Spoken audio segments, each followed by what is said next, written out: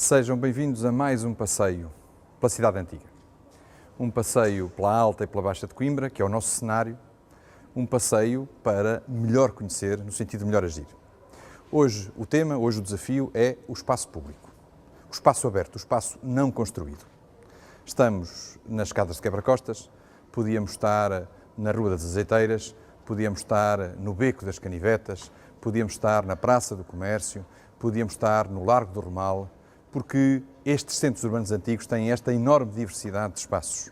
Espaços mais abertos, espaços mais fechados. São espaços por onde circulamos, os espaços que dão acesso, os espaços que albergam as infraestruturas. E é de tudo isso que vamos falar. Vamos falar da tensão que é a mobilidade, os automóveis, e é para esse passeio que vos convidamos.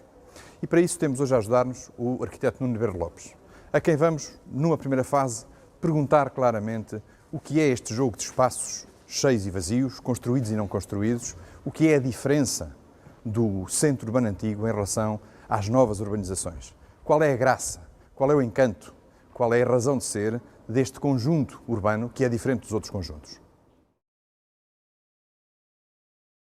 O que é que nos fascina nestes espaços antigos, todos tortuosos, bastante plásticos, que nos levam até algumas sensações de infância, onde nós procuramos o desconhecido? Há uma ruela, há um largo. O que é que nos fascina neste espaço em oposição às cidades hoje tão planeadas, tão claras, onde nós, à partida, já conhecemos tudo e, portanto, a 1 quilómetro de distância sabemos o que é que nos vai suceder no fim da rua. O palácio, a avenida, o centro comercial, enfim, tudo isso. É exatamente essa procura da emoção, da paixão, que é possível encontrar todos os dias nesses espaços e que nos leva a percorrer meio mundo em turismo à procura das cidades, que aparentemente são todas iguais, todas torcidas, todas cheias de, digamos, de impossíveis quase de desenhar e definir, mesmo para os arquitetos, mas que nos provocam esta reação de sabermos que vamos ter a surpresa, sabemos mais ou menos o que é que nos vai acontecer, mas é sempre o desconhecido que nos espera. Nós hoje damos principal importância às construções, são elas que no fundo definem o caráter das cidades, aquilo que nos leva a ir ver um determinado edifício, um determinado conjunto, os arcos, os espaços, enfim, a catedral, enfim, essas coisas todas. Mas esquecemos que o espaço público é vital nestas situações. Não há cidade, não há cheio sem o vazio, não há branco sem o preto. Não há, digamos, este jogo de contradições e de oposições é fundamental. Onde o desenho do espaço público, na maior parte dos casos, digamos, para cidades tão ricas e tão plásticas, como, por exemplo, as cidades do Sul, mediterrânicas, onde o branco, apesar de tudo, é dominante, mas a forma é tão, digamos, acidentada, tão espontânea, o espaço público não pode nem deve competir exatamente com esse edifício. Portanto, o espaço público corresponde ao vazio, corresponde exatamente, digamos, à parte que não é preenchida, ao outro eu, que me faz falta e que, portanto, não pode entrar em oposição comigo mesmo. O espaço público é um espaço canal, é um espaço de circulação, vital para que a cidade funcione e é um espaço fundamental para que funcione como o sítio onde eu, anonimamente e sem problemas, com calma, sem me sentir preocupado se estou a tropeçar, se tenho que estar atento a determinado objeto ou a determinado mobiliário, possa então observar a cidade, essa sim a parte construída. Mas quando percorremos estes espaços públicos e encontramos estes largos, estas ruelas, estas avenidas, de repente, e quanto mais para o sul, se calhar, estamos a ver o caso de Marrocos, por exemplo, em que de repente abrimos uma porta e encontramos um espaço extraordinário que não é visível da via pública e que é o espaço do pátio ou do logrador. É um espaço importante porque, no fundo, é um complemento entre o espaço público, digamos, e o espaço público privado. Digamos, é a continuação do espaço privado. E, portanto, está naquela transição entre uma e outra. E é vital porque é aí que acontece, nestas cidades, é aí que acontece normalmente o verde, é aí que acontece, digamos, o pulmão, é aí que a cidade respira e que, portanto, quando se intervém, tem que se intervir normalmente para limpar esses espaços das construções que, entretanto, foram sendo ocupadas e, obviamente, restituir à cidade, digamos, e estes quarteirões, a capacidade de respirar, a capacidade de verde que, entretanto, foram perdendo. É neste espaço aberto, neste espaço que não pode, não deve competir com o espaço construído, que se vive sobretudo a cidade.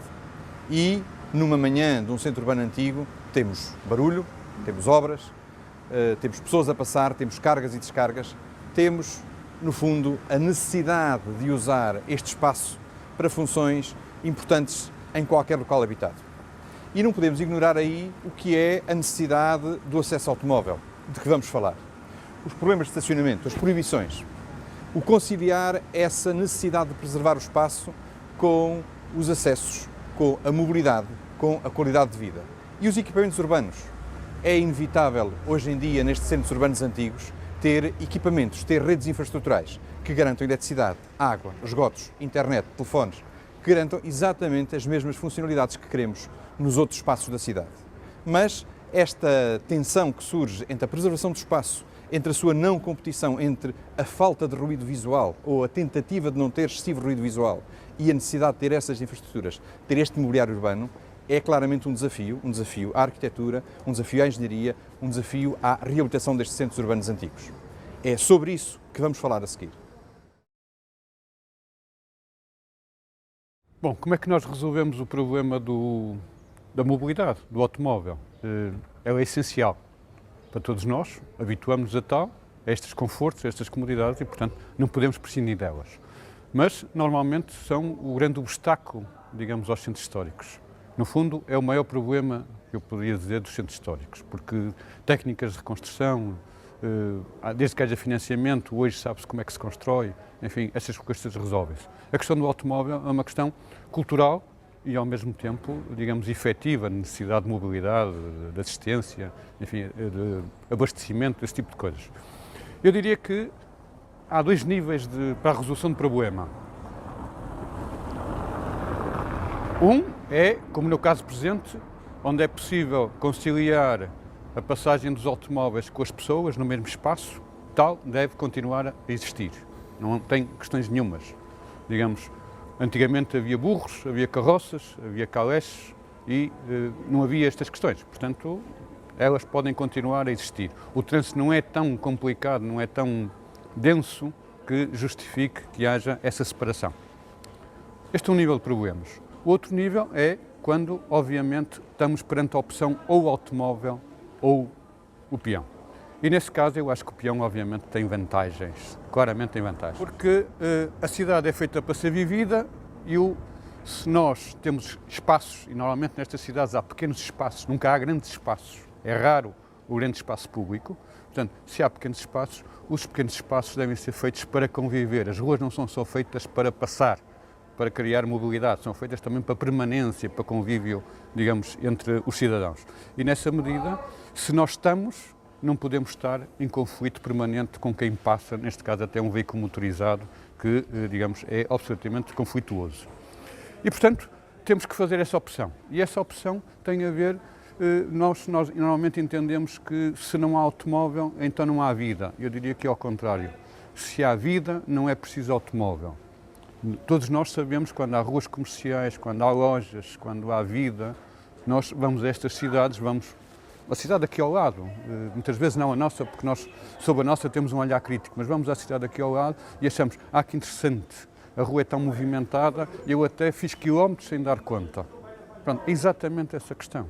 Quando não há comércio, quando não há vida, tudo é penoso, a calçada, os degraus, o sol, a sombra, a chuva. E, portanto, se efetivamente nós conseguimos trazer para o centro histórico, não conseguimos inverter o processo de certificação e, portanto, conseguimos trazer para o centro histórico outros comércios, trazer de novo a vida, com nova gente, não só com a população idosa que cá está, mas com nova gente, a vida que deve ser essencial à permanência desses centros históricos, nós não vamos sentir falta desse automóvel. Eventualmente, qualquer acesso, ou por transporte público, ou por ambulância, ou por um carro dos bombeiros, essa é obrigatória, digamos, ser assegurada. Mas o desenho das ruas não tem que ser feito para o automóvel, tem que ser feito sim para os cidadãos. Infraestruturas existem e, à medida que vivemos um mundo cada vez mais tecnológico, cada vez vai haver necessidade de mais. Isso é inevitável. Mas não quer dizer que sejam assim. Digamos à vista, cada vez mais umas em cima das outras, em que as antigas vão ficando e as novas se vão sobrepondo. Não. Há experiências feitas em várias cidades que demonstram a capacidade de podermos enterrar estas infraestruturas e fazermos-las desaparecer. É fácil? Não. É relativamente difícil, mas é preciso coordenação. porque cada concessionária tem uma infraestrutura, faz os seus próprios específicos e, portanto, alguém tem que coordenar, digamos, essas intervenções e, no fundo, fazer um projeto global. É um processo que já foi feito em Portugal, já foi experimentado, com sucesso, não é nada do outro mundo, portanto, é o futuro destes espaços, por forma a que eles possam ser mais tecnológicos, possam servir as necessidades atuais, iguais a qualquer bairro novo, e, ao mesmo tempo, a cidade fique muito mais bonita. Um dos mais belos espaços que eu conheço, que tive a oportunidade de visitar, é a Praça Vermelha, em Moscovo. Uma praça correspondente a 4 campos de futebol, se quisermos. Imensa, com edifícios praticamente fachadas iguais de um lado e do outro, com a igreja, a Catedral de São Nicolau no fundo e o rio. Um espaço de uma imensidão brutal, encalçada, sem uma única peça de mobiliário urbano. Nós dizemos assim, é inabitável. Não, é uma praça fantástica em que, ao contrário, eu diria, qualquer peça de mobiliário urbano que fosse lá posta era, digamos, um corpo estranho, era um alvo. Portanto, isso faz-nos refletir que, digamos, os espaços que foram desenhados ao longo do tempo e que estão a ser remodelados por Portugal fora, em todos os lados, têm cada vez mais uma poluição de imagem que é do desenho excessivo. E nós já falamos que o espaço urbano deveria ser não entrar em conflito com o espaço construído, portanto devia ser muito mais anónimo. A pessoa não tem que se focar no espaço urbano, tem que se focar no espaço público, tem que se focar no construído, até porque o espaço público muda de 20 em 20 anos, porque hoje andamos a pé ou de automóvel, amanhã andamos de avião, de helicóptero, enfim, e portanto o espaço tem que se adaptar a estes novos meios de locomoção e o mobiliário urbano é, na maior parte dos casos hoje em dia, o elemento utilizado, digamos, para fixar o cidadão, para, digamos, uma mais-valia para o cidadão e acaba por ser ele próprio, digamos, uma menor-valia no desenho urbano e na qualidade desse espaço público. Este corrimão onde eu estou sentado, obviamente que é necessário e, como tal, digamos, deve ser feito com este desenho, com outro desenho, com um desenho mais moderno, mais tradicional, enfim, como quisermos. Mas é vital. Agora, não é preciso mais, não é preciso pôr bancos, não é preciso pôr fogueiras, porque isso seria sempre artificial. No fundo, o que nos interessa analisar muito rapidamente nestas questões é, digamos, o exagero onde nós estamos a cair no desenho, na utilização do mobiliário urbano e, portanto, a necessidade de refriar e de criteriosamente escolher aquilo simplesmente que é necessário e deixar os espaços viver por si. É deixar a arquitetura viver por si e não pelo decorativo, porque o decorativo acaba por entrar em conflito, digamos, com aquilo que mais nos interessa, que é o património construído.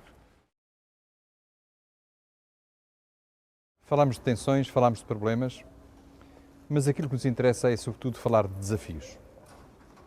E para reagir a estes desafios é preciso testar, é preciso projetar, é preciso arriscar o desenho, é preciso ver no espaço concreto, no espaço público, aqui no Largo da Sé Velha, num espaço emblemático da cidade antiga, como se pode fazer. Estamos no Largo da Sé Velha e este é um dos espaços fundamentais da cidade antiga, de Coimbra. E, portanto, é quase impensável não intervir, digamos, neste espaço. Quando falamos em revitalização ou reorganização da cidade. É um espaço, como nós vemos, completamente despejado de automóveis, em que serve unicamente para que as pessoas cheguem à Sé, a possam visitar e, no fundo, seja feito um percurso. No fundo, é um espaço canal. Quando, digamos, este espaço quase luxuoso, digamos assim, tem, obviamente, condições fantásticas para ser um espaço de concentração de população, para ser um espaço de concentração de convívio. E, digamos, não é, obviamente, um espaço fácil. Como é que se intervém, digamos, num espaço destes, como em qualquer outro? Em primeiro lugar, há sempre várias hipóteses, porque não há um projeto único, não há um remédio único para estes espaços, até porque são espaços extremamente difíceis, em que, digamos, a subjetividade de quem está a fazer o projeto, digamos, é enorme. Mas, correndo o risco de nos expressarmos neste espaço que é muito heterogéneo e que é fruto, digamos, do construído, do não construído, não é um espaço regular, como hoje são as praças modernas, digamos, projetadas, portanto, é um espaço fruto, digamos, do tempo, obviamente que há que escolher um critério, escolher uma solução. E eu diria que aqui a história manda. como em quase todos os processos, mas aqui claramente a história manda. Temos um objeto principal, um edifício principal, que é a Sé Velha, que pousa sobre o terreno, não pousa sobre nenhuma plataforma, pousa naturalmente sobre o terreno. Antes de haver calçada, havia terra. Antes de haver caminho, havia drenagem de águas. E, portanto, a Sé pousava em cima do terreno como ele era, uma encosta, uma colina. E, portanto, qualquer solução, na minha opinião, que passe por uma reorganização deste espaço, passa exatamente por manter esse caráter histórico. Não criar nenhum embasamento, não criar nenhuma artificialidade, mas sim deixar pousar o monumento outra vez sobre o seu terreno. Manter, digamos, esta imagem majestosa em que a pessoa se aproxima, vinda de baixo, pelo quebra-costas, e está, digamos, numa posição inferior em relação, digamos, ao próprio plano da igreja. Portanto, esta é uma posição à partida. Tendo, digamos, isso como primeira premissa, então vamos à segunda. Qual é o objeto principal, digamos, no fundo, que nós estávamos a discutir? É transformar este sítio em sítio de permanência, de estar. E, portanto, temos, olhando para o lado, uma série de plataformas, uma série de edifícios que são espaços comerciais, mas que, no fundo, não têm espaço exterior de continuação. E que poderiam dar, todos nós imaginamos esplanadas fantásticas, coloridas, cheias de gente, brincar, enfim, tudo isso, mas, diriam assim, mas nós temos que ter automóveis, porque há circulação, porque este é o espaço onde é possível arrumar carros para moradores, mas nós temos que ter, digamos, os acessos dos bombeiros. Como é que nós conseguimos conciliar tudo isso sem, digamos, a confusão de outras praças que já vimos, onde nós queremos resolver tudo e acabamos por criar um conflito central, digamos, em que a praça deixa de ser atrativa para estar pejada de elementos, digamos, desenhados. Eu diria que, como se fazia antigamente, com socalcos, com degraus, em que, aproveitando os empenos naturais, digamos, os degraus surgem, eles já existem junto às escadas, portanto só temos que os prolongar até eles desaparecerem, até eles se transformarem em rampa, digamos, que existe junto à Sé. Portanto, se nós temos que resolver o problema do conflito das diferentes cotas, das diferentes alturas a que as casas se posicionam em relação à rua, resolvemos com passadeiras e com plataformas e com degraus. Se temos que manter o espaço central onde está a Sé sobre o terreno como ele estava inclinado, com pendentes, então temos, digamos, uma situação em que, no fundo, temos duas visões diferenciadas. É, digamos, o acerto, a ligação dessas duas visões, do desenho da plataforma, do desenho, digamos, do degrau, com a situação em que nada disto acontece, a solução de rampa, que se resolve a questão.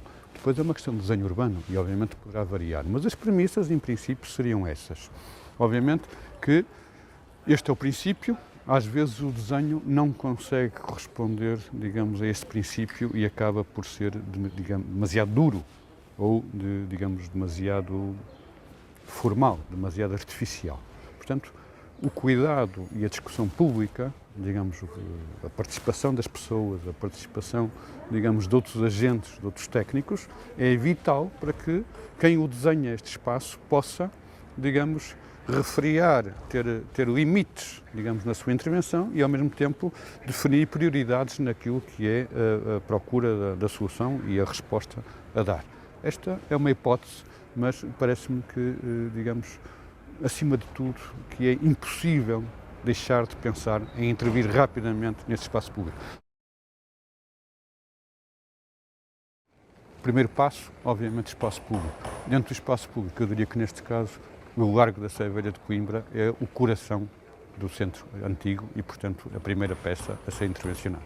Terminamos agora o nosso passeio pelo centro urbano antigo de Coimbra, em que falámos do espaço público, do espaço vazio, se quisermos, do espaço intersticial. Falámos das tensões, falámos dos problemas, falámos também dos desafios. Acabámos de ver o que é que pode ser uma estratégia de intervenção no espaço do Largo da Sé Velha. É um bom exemplo. É um espaço emblemático que precisa de ser requalificado. Ficaram naturalmente por ver aspectos mais técnicos, os revestimentos, as drenagens, mas são desafios para próximas intervenções, para próximos passeios, para próximas conversas. No próximo passeio vamos falar da qualidade de vida, falar das pessoas que aqui vivem, de quais são as suas expectativas e de como com elas podemos contribuir para que este centro urbano antigo seja um centro urbano vivo, tão vivo como vimos hoje, durante este nosso passeio. Vimos carros, vimos pessoas, tivemos ruídos, tivemos som, tivemos luz é o centro urbano antigo que nós queremos. É um centro urbano vivo, em que vale a pena viver, em que vale a pena investir, em que vale a pena passear connosco.